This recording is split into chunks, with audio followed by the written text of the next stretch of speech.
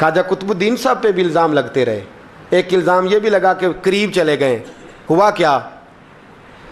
جب بادشاہ مرید ہوا تو کہنے لگا حضرت جی میں نے بادشاہی نہیں کرنی, میں نے اب خانقاہ میں رہنا ہے. تو فرمایا بیٹا تو چھوڑ دے گا تو کوئی ظالم بیٹھ جائے گا. تو حضور پھر کیا حکم ہے؟ فرمانے لگے تو نے کرنی ہے. تو کہا حضور آپ وہ کہاں ہوتے ہیں, میں کہاں ہوتا ہوں, دل ہی نہیں لگتا. تو آپ فرمانے لگے میں ڈیرا اٹھا کے تیرے قریب لے آتا ہوں. خواجہ صاحب 1 کلومیٹر کے فاصلے پر ڈیرا اٹھا کے لے آئے. فرمانے لگے میں تیری تربیت کرتا رہوں گا, تو مخلوق کا بھلا کرتے رہنا. صلی اللہ علیہ, تو حضور کی امت کا اللہ اکبر. وہ قریب, اس وقت بھی لوگوں نے بڑی باتیں کی کہ دیکھو جی بادشاہ تھا نا تو پیر صاحب ہی نیڑے آ گئے. لوگ دیکھتے نہیں کہ اصل بات کیا ہے. خیر وقت گزر گیا, بادشاہی مرید ہو گیا, تو پھر دلی سارے میں اسلام, اتنا عدل انصاف, ہندوؤں کو بات پسند نہ آئی. انہوں نے کچھ مسلمان خرید لیے. سلطان شمس الدین التمش بیٹھا ہے دربار میں, جاگ رہے ہیں نا آپ لوگ سب, کہیے صلی اللہ علیہ. بڑی غور سے سننے والی بات. ایک دن سلطان شمس الدین تمش دربار میں بیٹھا ہے, قاضی عدالت بھی بیٹھے ہیں, مقدمات سنے جا رہے ہیں. باہر سے رونے کی آواز آنے لگی, چیخنے چلانے کی, بی بی بین کر رہی. کیا ہو گیا کیا ہو گیا؟ وہ ٹال لگے ہوتے تھے بادشاہوں کے, وہ بجنے لگے, زور ہونے لگا. بادشاہ نے کہا اس فریادی کو جلدی بلاؤ. وہ اندر عورت آئی تو چیخ چیخ کے رو رو کے اس نے اپنے کپڑے پھاڑ پھاڑ کے, برا حال, 2 مہینے کا بچہ.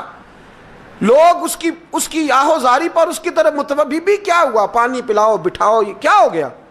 کہنے لگی لٹ گئی, عزت برباد ہو گئی, تباہ کر دی گئی.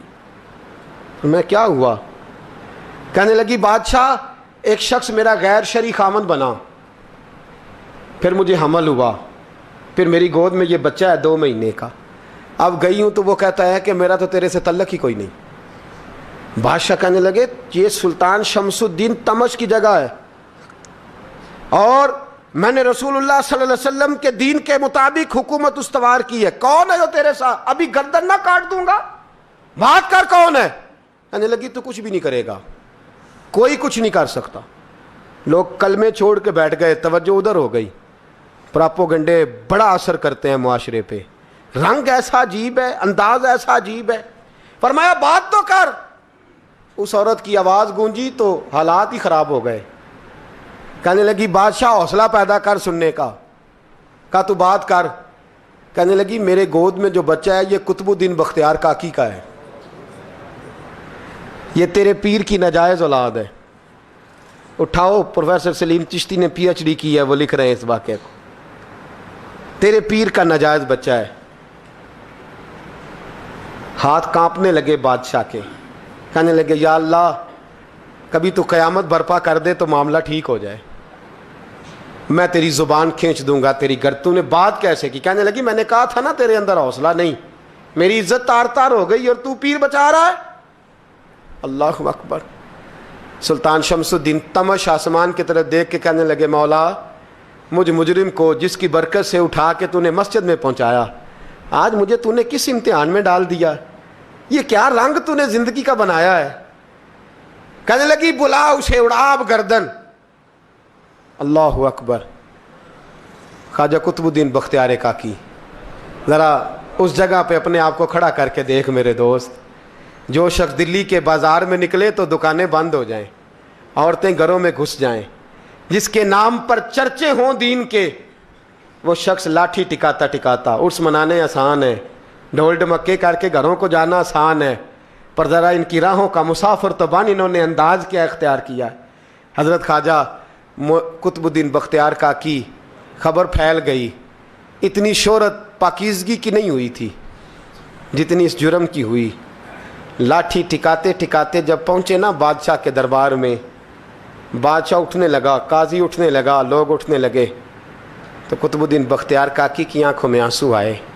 مانے لگے بیٹو بیٹھ جاؤ, آج میں پیر بن کے نہیں آیا, میں مجرم بن کے آیا.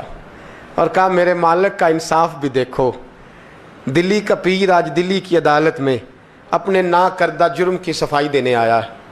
بڑی لاٹھی پہ ٹیک لگائی.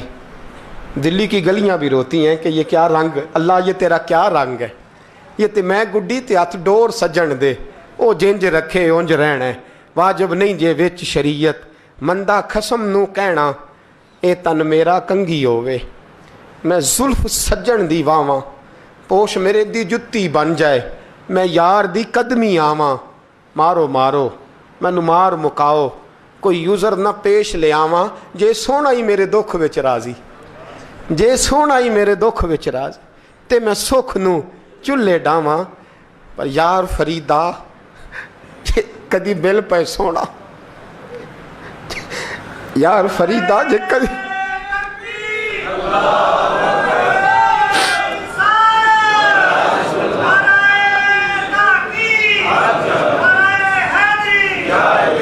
ਜੇ ਕਦੀ ਮਿਲ ਪਏ ਸੋਹਣਾ, ਬਸ ਉਹਨੂੰ ਰੋ ਰੋ ਹਾਲ ਸੁਣਾਵਾਂ। ਟੇਕ ਲਗਾਈ ਹੈ, कहने लगी बीबी बोल दे गवाही, कहने लगी बीबी रब जानता है, रब का रसूल जानता है, पर मैं तुझे नहीं जानता, तू कौन है।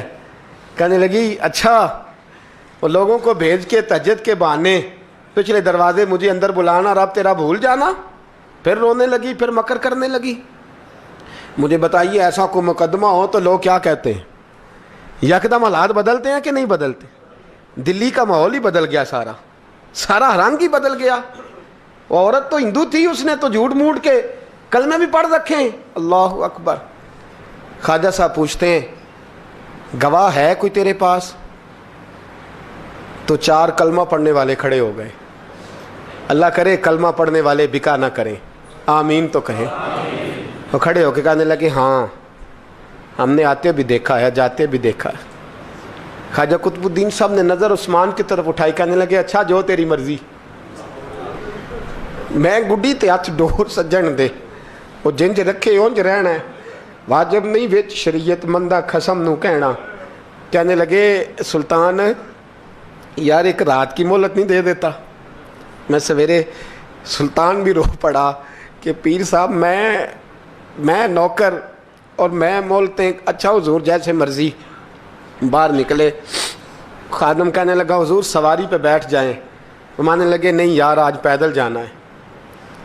इस दिल्ली के चौंकों ने मुझे बड़ी सलामियाँ दी है, ज़रा मैं देखूँ तो सही दिल्ली के बाज़ार मेरी रसवाई पे क्या कहते, मुझे ज़रा ये पत्थर भी खाने दे, इनका जायका भी। पैदल गए, दुनिया सो गई तो दिल्ली के बादशाह ने अजमेर की तरफ मुँह किया। ख्वाजा मोइनुद्दीन हयात थे। बेखबर हो जो गुलामों से वो आका क्या है, बेखबर हो जो गुलामों से वो मुँह किया। कहने लगे मोइनुद्दीन मैं कोई लवारस तो नहीं ना, मैं कोई लवारस हूँ कि यहाँ जो मेरे साथ मर्जी हो जाए। तेरी मजबूरियाँ दुरुस्त, मगर तेरा वादा था साथ देने का, वक्त आया है। मैं कोई लवारस नहीं कि अब तू अजमेर में बैठा रहे और मैं दुख सारा अकेले बर्दाश्त करूं। बुढ़ापे का मुझे भी पता है, कमज़ोरी का मुझे भी पता है, ज़ोफ़ का मुझे भी पता है, पर तत्ती थोड़े थकड़े खानदड़ियाँ, मैं भी तो तेरे नाम तो मुफ्त भी खानदड़ियाँ। मुझे भी तो पता है ना, मनम गुलाम ने अली हैदरीयम कादरीयम तमज़े अहमद रज़ा खामी जन्म। मैंने भी तो अपना नाम नहीं ना जपा, तेरा ही जपा है सारी ज़िंदगी। ये लफ्ज़ कहे, कहते मैं रोया। आँख लगी तो हज़रत ख्वाजा मोइनुद्दीन साहब ख्वाब में मिले। कहने लगे कुतुबुद्दीन मेरा इंतज़ार करना, मैं पहुँच रहा हूँ, मेरा इंतज़ार करना, मेरा इंतज़ार। क्या कहा मियाँ साहब ने? कहते हैं माली दा कम पानी देना, फल कच्चे होण या पक्के, ये पीर मुरीद दे सिर ते ही रहिंदा है, झूठे होण या सच्चे। मैं आया, फिक्र ना करना। हज़रत सवेरे उठे, फिर गए अदालत, फिर कहा ना भाई प्रोटोकॉल, मुजरमों का प्रोटोकॉल नहीं होता, मैं अकेला जाऊंगा। जिसके आगे पीछे नारे होते तने तनहा। 2-4 मिनट ज़्यादा ले लूँ आज आप हजरात। कहते मैं पहुंचा अदालत और जाके जब कहा ना कि हाँ जी हुजूर बताइए, गवाह भी खिलाफ है, मुकदमा बोलें, तो कहने लगे मुझे मेरे शेख ने हुक्म दिया है कि मेरा इंतज़ार करना। फिर वो जो बातें करने वाले थे कहने लगे जी कौन गया था अजमेर, कौन आया है वहाँ से, हमें रूहानी बातें ना बताई जाएं। यहाँ से तो एक दिन में पहुँचा नहीं जा सकता, ट्रेन भी 36 घंटे लेती है दिल्ली से जाने में। तो कहा यह कैसे हो सकता है, कोई रात को रात आपको खबर हो गई, आप केस को लंबा ना करें। बादशाह मुरीद है, लगता है कि ये रातों रात भगा देगा पीर को। اتنی باتیں خواجہ صاحب نے سنی. جب بے گناہ آدمی کو یہ باتیں سننی پڑتی ہیں پھر دل بڑا ٹوٹتا ہے, پھر بڑی تکلیف ہوتی ہے. حضرت کہنے لگے یارو تمہاری مرضی. شمس الدین تمش کی آواز گونجی, فرمایا جیسے انہوں نے کہا ویسے کیا جائے گا. 3 دن کے لیے عدالت برخاست کر دی جاتی ہے. چیم گوئیاں ہونے لگی, پھبتیاں کسی جانے لگی. تیسرے دن شام کا وعدہ تھا, چوتھے دن عدالت جانا تھا. قطب الدین بختیار کاکی کے پاس لوگ آ کے افسوس کرتے تو آپ بولتے نہیں. یہاں تو لوگ صفائیاں دیتے بولتے نہیں. فرماتے یار میں گڈی تے ہاتھ ڈور سجن دے, وہ جینج رکھے میں اونج ہی رہنا ہے, جیسے اس کی مرضی ویسے. جیڑیاں گڈیاں آپ پہ اڈیاں ہو نہ چڑھن اونچائیاں, وہی گڈیاں اونچیاں اڈیاں جڑیاں سائیاں آپ چڑھائیاں. فرمایا ٹھیک ہے جیسے وہ رکھے میں راضی ہوں. اللہ اکبر. تیسرے دن کی مغرب کا وعدہ تھا. جب مغرب کا سورج ڈوب گیا نا, بڑے قافلے اجمیر سے آئے پر معین الدین نہ آیا. وعدہ کیا تھا یار نے آؤں گا دن ڈھلے. وہ خواجہ غلام فرید صاحب رحمۃ اللہ تعالیٰ علیہ فرمایا کرتے تھے نا, کوا کھانے لگا آنکھیں تو کہنے لگے کاغا اے تن سارا ہی کھائیو, میرا چن چن کھائیو ماس, میرے 2 نین نہ کھائیو, مینو پیا ملن دی آس. نے کہا سارا کھا جا, آنکھیں چھوڑ دے. اس نے کہا تھا میں آؤں گا, انتظار لمبا ہو گیا ہے پر میری امید تو نہیں نہ ٹوٹی. مغرب کی اذان ہوئی تو لوگ کہنے لگے لو جی اب بس ہو گئی. خواجہ قطب الدین صاحب نے اللہ اکبر کہہ کے مغرب کی جماعت جب میدان میں کھڑی کی تو اپنی بھی چیخ نکل گئی, آئی نہیں. لیکن جب نماز کا سلام پھیرا تو خواجہ معین الدین صاحب کی 2 رکعتیں ابھی باقی تھیں. خواجہ صاحب پیچھے نماز پڑھ رہے ہیں, سلام پھیرا اور نماز کے بعد جب اٹھے نا تو خواجہ صاحب کے سینے کے سینہ لگا. تو کہا حضرت جی میں شہزادہ تھا, آپ نے کہا تھا خشک روٹی کھانا تو میں نے خشک کی کھائی ہے, آپ نے کہا تھا فاقے کرنا تو میں نے کیے ہیں, آپ نے کہا وطن واپس نہیں جانا تو میں نہیں گیا. حضور اس امتحان کا آپ نے بتایا ہی نہیں تھا, یہ مجھے بتا جاتے اب اس سفید داڑھی سے میں جواب دیتا پھروں. خواجہ معین الدین صاحب نے جھٹکا, پیچھے ہٹ, تو زیادہ عزت والا ہے کہ یوسف زیادہ عزت والا تھا؟ تو زیادہ مقام والا ہے کہ عائشہ زیادہ مقام والی تھی؟ چپ کر, یہ کوئی صوفیاء کا طریقہ ہے, چپ کر. عرض کی حضور غلطی ہو گئی, میں پہلے نہیں رویا, تو ملا ہے تو رویا ہوں. میں پہلے نہیں تڑپا, میں نے شکوا نہیں, تو ملا ہے. اپنا ہی کو ملے تو دکھ یاد آتے ہیں نا. فرمایا چپ کر, جا سلطان سے کہہ دے سویرے نماز کے بعد عدالت لگا دے. سویرے جب عدالت لگی نا تو خواجہ معین الدین صاحب بازو پکڑا خواجہ قطب صاحب کا, نکلے تو دیکھا لائنیں لگی ہیں, مجمع لگا ہے, آنکھوں میں آنسو آ گئے. کہا حضور آپ کیوں روتے ہیں؟ فرمایا میرا دل تھا لوگ میرے کتب کی شان دیکھنے آئے, یہ کتنے بدبخت ہیں, میرے کتب کی رسوائی دیکھنے آئے. کتنے نالائق ہیں, رسوائی دیکھنے اتنے آئے ہیں, شان دیکھنے آتے ہی نہیں. اللہ اکبر. جب میدان لگا خواجہ صاحب پہنچے, عورت کو کہنے لگی اللہ سے ڈر جا, وقت تھوڑا ہے, تو مر جائے گی. کہنے لگی مجھے داستانیں نہ سنائیں. قاضی صاحب سے کہنے لگے قاضی صاحب آپ حقیقت حال سے آگاہ ہیں, خیال کریں. کہنے لگے خواجہ صاحب دلیلیں نہ دیں, گواہ لائیں, واز نہ کریں. خواجہ صاحب رحمۃ اللہ علیہ کہنے لگے گواہوں کو بلاؤ. گواہ آئے تو خواجہ معین الدین صاحب نے نظر, تم ہو میرے کتب پر, میرے کتب کے جرم کے گواہ. ان کی زبانیں کانپنے لگیں, ہاتھ کانپنے لگے. میں بولتے کیوں نہیں؟ جب ان کی نظریں جھکی تو بادشاہ کہنے لگا اگر اب تم نے گواہی نہ دی تو تمہیں میں مجرم بنا کے 80 کوڑے ماروں گا. کہنے لگا جی دیکھا ہے ہم نے تہجد کے وقت. جب سب گواہیاں پوری ہو گئیں, عورت بھی تڑپ رہی ہے, رو رہی ہے, 2 مہینے کا بچہ گود میں ہے. اب بولیے. علماء ظواہر بھی کھڑے ہیں, حسد کرنے والے جلنے والے بھی کھڑے ہیں, ہندو تو ویسے ہی تالیاں بجا رہے ہیں. اجمیر کا بوڑھا, اور یہ آخری پھیرا تھا خواجہ معین الدین کا دلی میں. اس کے بعد ظاہراً دوبارہ نہیں آئے. اٹھے لاٹھی ٹکاتے ٹکاتے اور میدان کے اندر جا کے نا, بڑے میدان میں مجمع تھا, سر سجدے میں رکھا. کہنے لگے یا اللہ میں ہندوستان مرضی سے نہیں آیا, تیرے رسول کا بھیجا آیا ہوں. پھر اٹھے اور کہنے لگے مولا تیرے نبی کا فرمان ہے کہ میری امت کے علماء بنی اسرائیل کے نبیوں کی طرح ہوں گے. اگر یوسف کے لیے بچہ بول سکتا ہے تو میرے کتب کے لیے بھی بولنا چاہیے. اگر یوسف علیہ السلام کے لیے بول سکتا ہے تو میرا قطب الدین بھی سچا ہے. اس کے لیے پھر اٹھے, اس بی بی کی طرف بڑھے. لوگ کہنے لگے نہ جانے اب کیا ہوگا.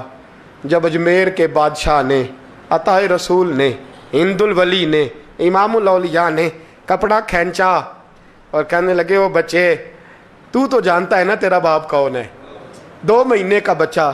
جب نانا بولا تو بی بی کہنے لگی اب کیا کر رہے ہو, بچے بھی کبھی بولے ہیں. میں بی بی چپ کر, ان اللہ علی کل شیء قدیر, میں کمزور رب کا ماننے والا نہیں, قدرتوں والے رب کا ماننے والا ہوں. وہ چاہے تو بچے بھی بولتے ہیں. قرآن کہتا ہے حضرت عیسیٰ بولے تھے انی عبداللہ آتانی الکتاب. مریم بھی تو ولی اللہ تھی, وہ نبی تو نہیں تھی.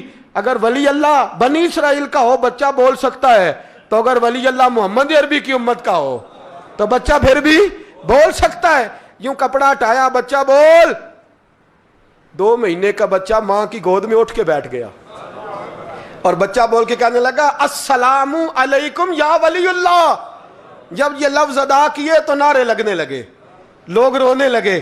بی بی بے ہوش ہو کے گری, فرمانے لگے مجھے سلام نہ کر, میرے کتب کی بات بتا. کہنے لگا قسم ہے اللہ کی عزت کی, وہ سامنے مجمع جو سردار بیٹھا ہے وہ میرا باپ ہے. قطب الدین تو بے گناہ ہے, قطب الدین تو بے گناہ ہے, میرا باپ تو وہ بیٹھا ہے. یہ قاضی بھی سازش میں شریک ہے. کئی مسلمان خریدے گئے, یہ گواہ خریدے گئے. جب گواہی ہو گئی, بچہ یہ لفظ کہہ کے اللہ اکبر کہتا ہوا پھر چپ کر گیا. خواجہ قطب الدین صاحب کا بازو پکڑا, خواجہ معین الدین صاحب نے مجمع سے باہر نکلے.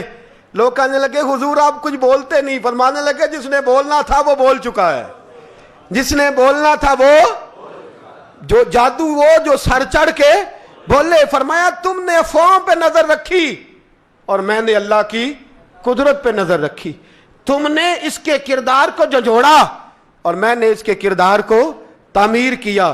حضرت سلطان شمس الدین تمش بھی پیچھے دوڑے, کہا حضور کہاں لے جا رہے ہو؟ فرمایا کتب میرا ہے, میں جمائر ساتھ لے کے جا رہا ہوں. اب میں نے اپنا بچہ تمہارے سپرد, اب میرے پاس رہے گا.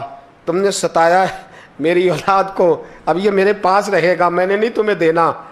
لوگ راہیں بچھا کے, نظریں بچھا کے بیٹھ گئے, پاؤں میں گر گئے. کہنے لگے حضور ہمارے لیے نہیں, رسول اللہ کے دین کے لیے, ہمارے لیے نہیں, تعمیر شریعت کے لیے, ادائے سنت کے لیے چھوڑ جائیے. خواجہ صاحب کہنے لگے قطب الدین جا, تجھے چھوڑ کے جاتا ہوں, اب قیامت تک کوئی تیری رسوائی کی جرت نہیں کر سکے گا.